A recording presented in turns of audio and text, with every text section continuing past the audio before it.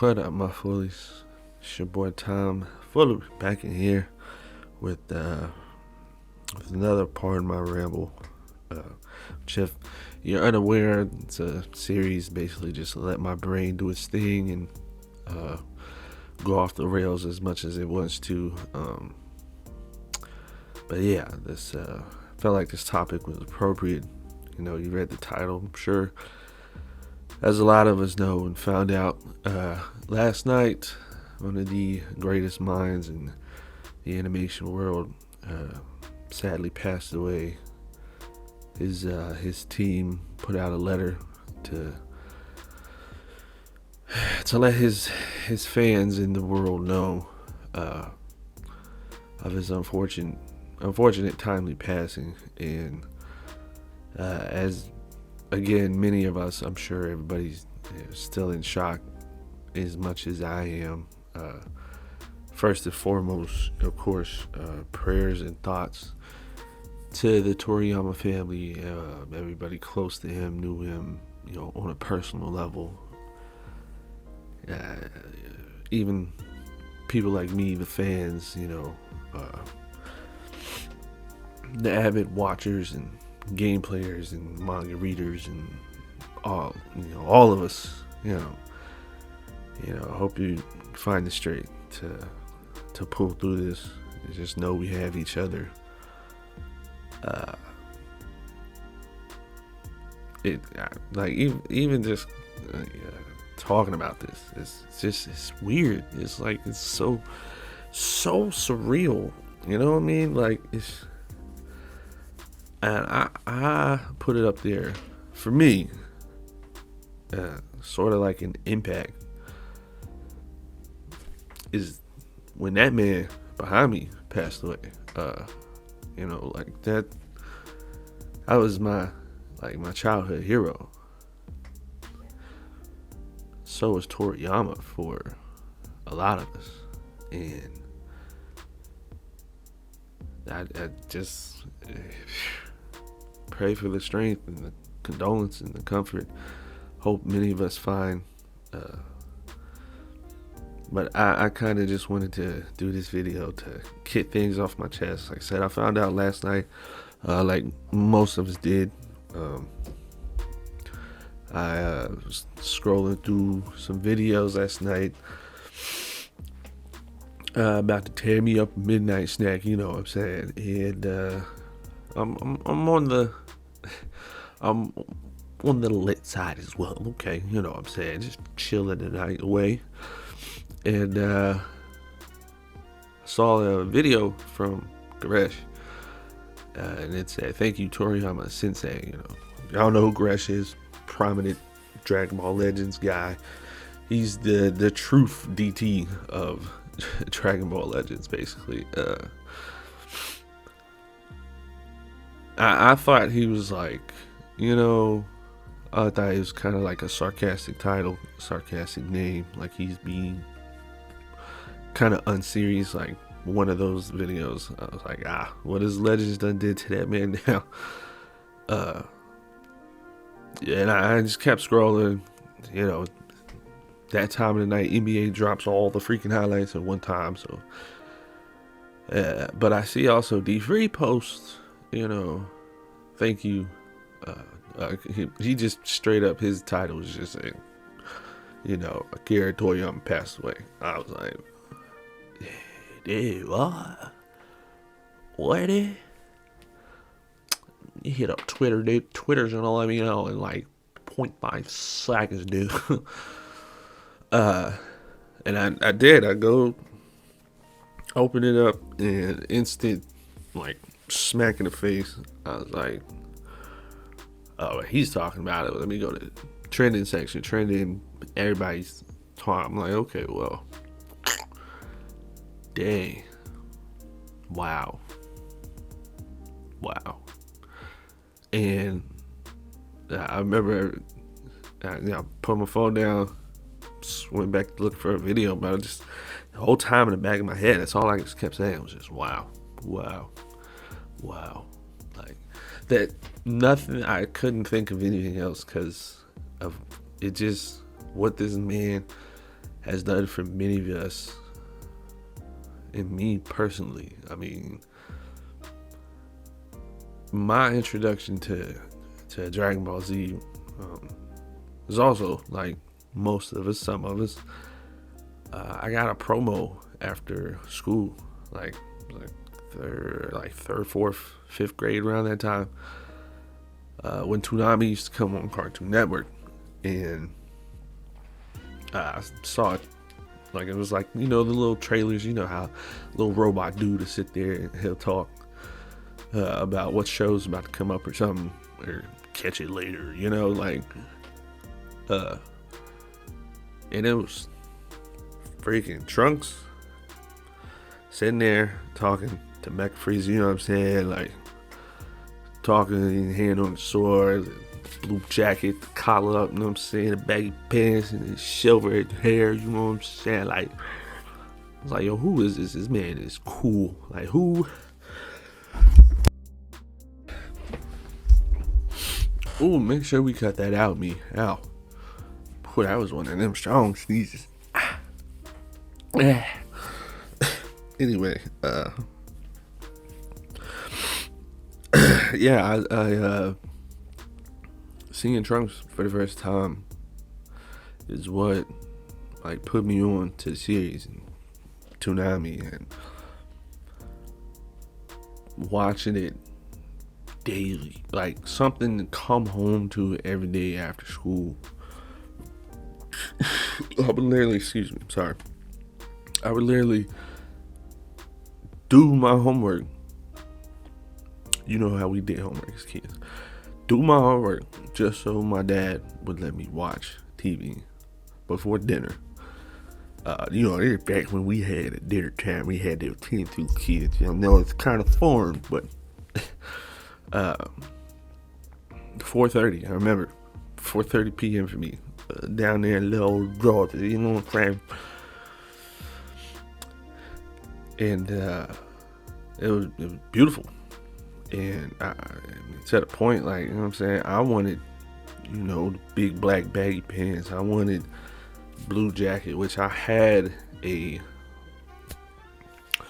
royal blue, kind of like caps cork blue denim jacket. Yeah, it was kind of that blue, a little lighter, with WV on it, and gold stripes down the side, and the collar, like, and my dad, his old beater that he used to drive around, I don't even remember what that thing was, but he had a stick to prop his trunk open with, and it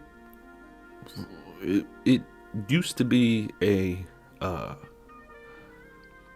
katana, like the wooden katanas like you practice with, and I remember he had black electric tape on him, and I used to steal that thing out of his trunk, slide that thing in my back, and go tear up every tree I could see in sight, just because of what Toriyama gave me. Kinda love our kids, man. We have to love them.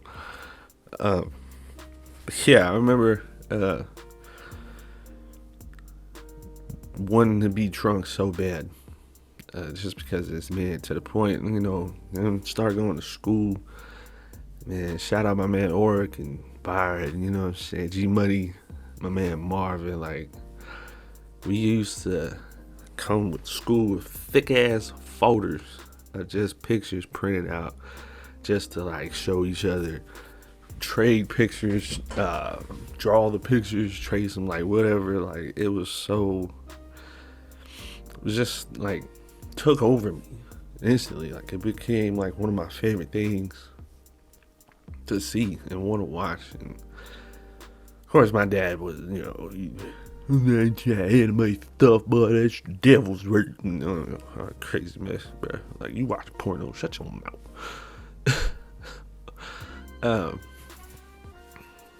And like, honestly, my first introduction into anime, as far as like a series, like I watched the like the classics, like Princess Mononoke, My Neighbor Totoro, Kiki's Delivery Service. I mean, The Castle in the Sky. What was that one? The Howling Castle in the Sky. Y'all know what I'm talking about.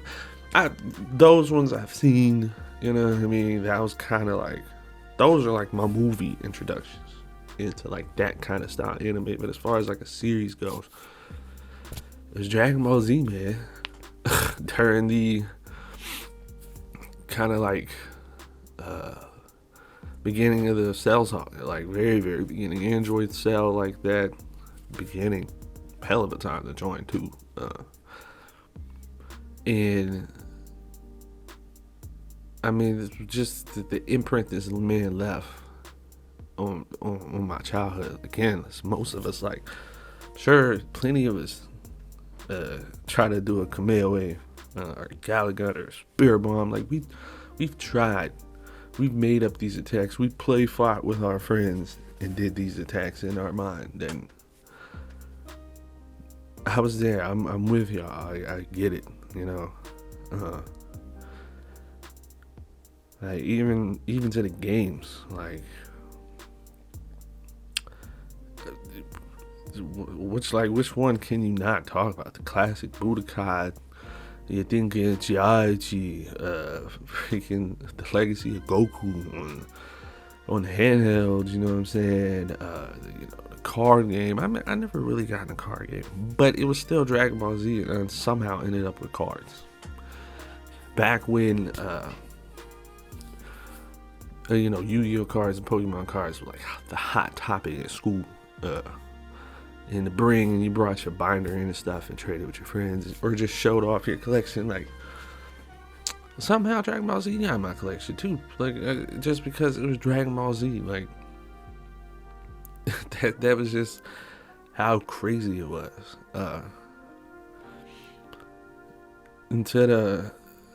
What I meant to, sorry, my daughter threw me off track, but I meant to add earlier, like when we was telling about my boys bringing pictures and stuff, and I mean, this man even inspired me to do comics, like set up, like I remember, it's like 26, 28 spaces on a wide ruled piece of paper, and I remember, or maybe it's less than that, 24. I don't know. But I remember I used to break it up into 6 columns.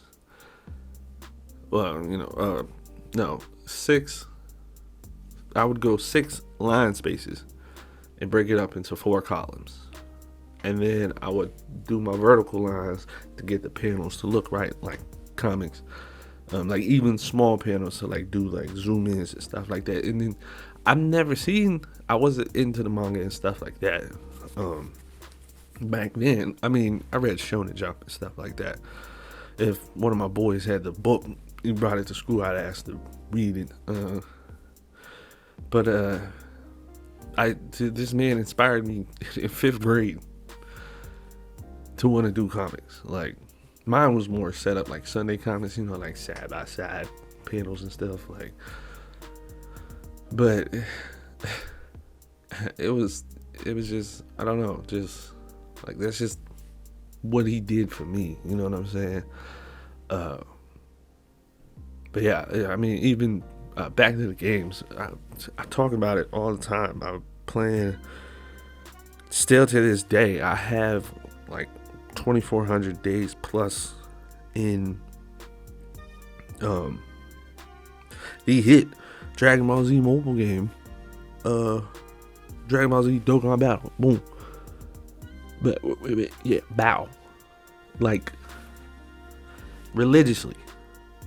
This is how much like just his creation influenced me. Like even something I play on a daily basis, like 2,400 days. That's 6.5 years, give or take.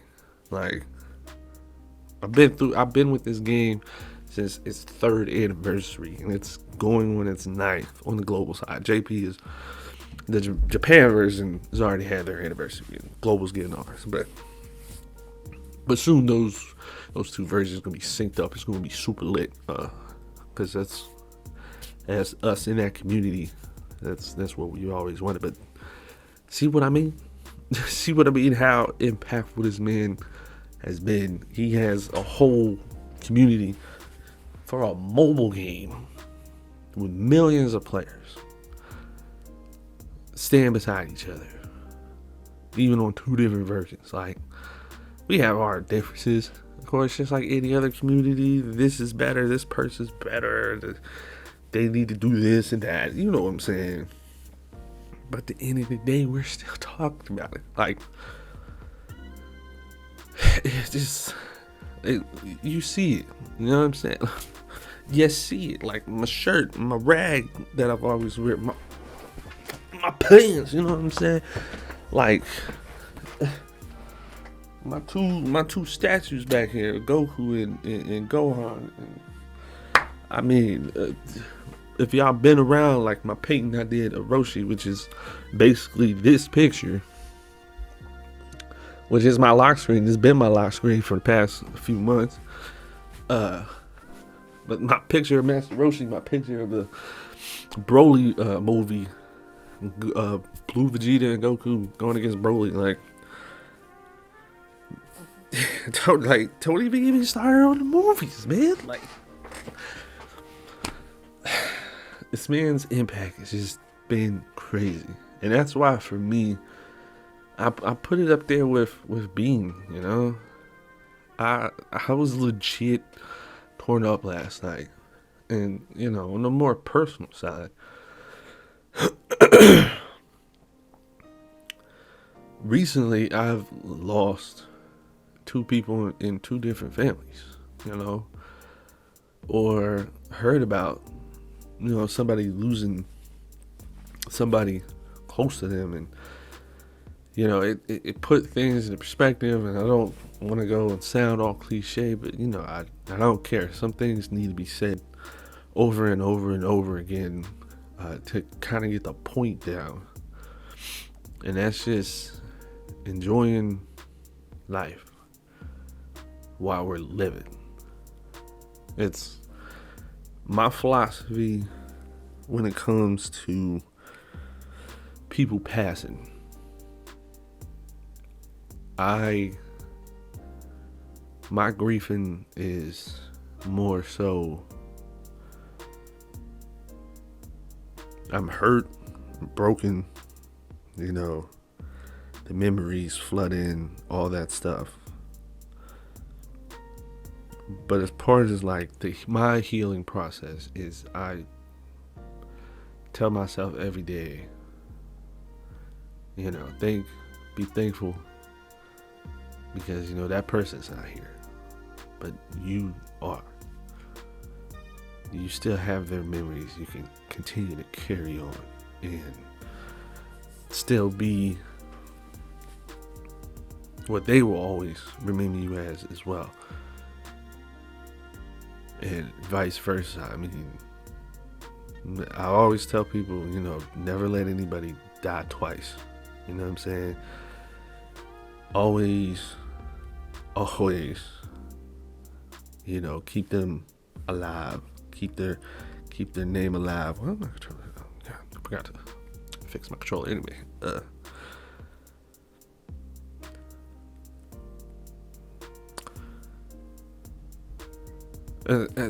I just tell people, again, be mindful and be very thankful for the life that you have. And even, unfortunately, the quality of life sometimes. You know, so many, you know, people just go for what seems like no reason sometimes, you know. Some people take it into their own hands, unfortunately. And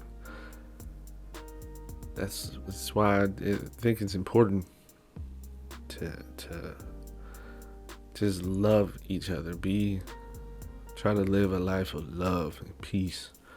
You know, it's something I've been working very hard on for years, which is kind of like letting certain things be, leave them at peace, let things go, remove the anger. It's unhealthy, it's killing you. It might not be killing you physically, but it's destroying you mentally. It's eating at you away spiritually and emotionally. Like, you have to get rid of it, and you have to learn to come to peace and love each other. You know what I'm saying? Ironically, is it too on the nose to say, like, it's kind of like how Goku is letting everybody? Well, I mean, I know we all know it's because of his challenge and to fight again, to challenge himself, but it's more, I look at it as well as like, well, he was actually challenged. He wants to continue to push himself, but at the same time, you help push him because you pushed yourself, and it's, you kind of go back and forth with that, which I feel like is what we all need to do as just human beings, as people. So learn to love more. I can't say and sit up here and tell you to forgive those who wronged you, because some stuff could be considered unforgivable. To a certain degree. It's just some stuff is just too out there. But I just wish and pray that it comes to peace, and we can just be all more loving and more caring for each other and things like that. Because if anything, once again, how I viewed when Bean passed away, it shook the world. And here we go again, prominent figure in everybody's life has passed away and shook the world once again.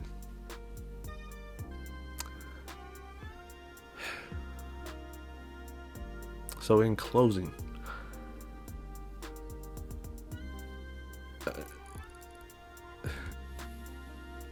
my daughter. Anyway, in closing, I just, again, prayers and condolences for the family, Toriyama.